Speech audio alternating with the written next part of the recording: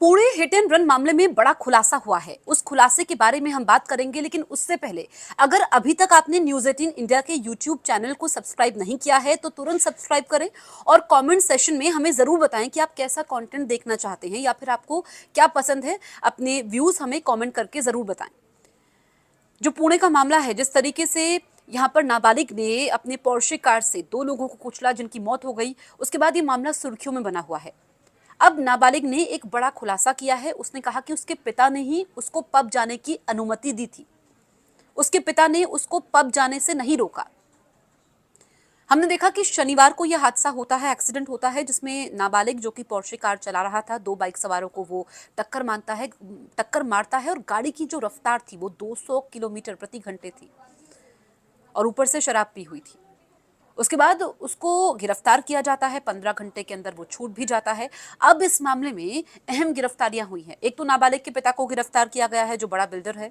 उसके अलावा 3 मैनेजर को, पब के मैनेजर को गिरफ्तार किया गया है।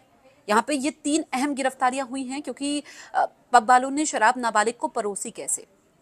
और इसमें आपको बताएं कि अपने जवाब में जो नाबालिग आरोपी है, उसने पुणे पुलिस को बताया कि शराब पार्टी करने की अनुमति उसके पिता ने ही उसको दी थी।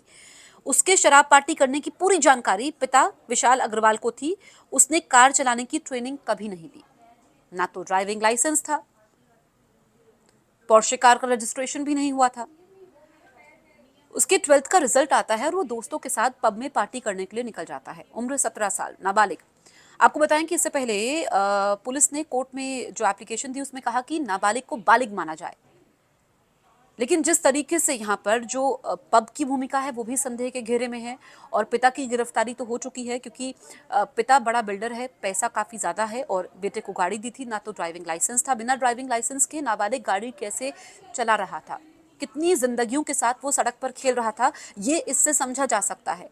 और फिर ये हादसा होता है जिसमें 2 लोग हमेशा के लिए मौत की नींद सो लेते हैं। बाइक में टक्कर मारी जाती है, डिवाइडर के ऊपर गाड़ी चढ़ जाती है। जब रफ्तार इतनी ज़्यादा होगी, एक तो आपने शराब पी हुई है, वैसे भी कहा जाता है कि शराब का सेवन करने के बाद गाड़ी नहीं चलानी चाहिए, और ऊपर से नाबालिग पब में जाते हैं, कोई रोकता भी नहीं है। अब 3 इसमें और अहम गिरफ्तारियां हुई है। पिता पर भी पहले से ही तलवार लटक रही थी। संभाजी नगर से पिता को गिरफ्तार किया गया है, जिसमें अब और नाबालिग से पूछताछ होगी। लेकिन नाबालिग का ये बयान कि पिता को जानकारी थी कि वो पब जा रहा है, पिता ने रोका नहीं, तो यानी कि पिता की मुश्किलें और यहाँ पर बढ़ने वाली हैं। इसके अलावा दूसरी अहम बात ये कि उसका ड्राइविंग लाइसेंस नहीं था, तो बिना ड्राइविंग लाइसेंस के वो कैसे गाड़ी चला रहा था। उसने गाड़ी कभी सीखी भी नहीं।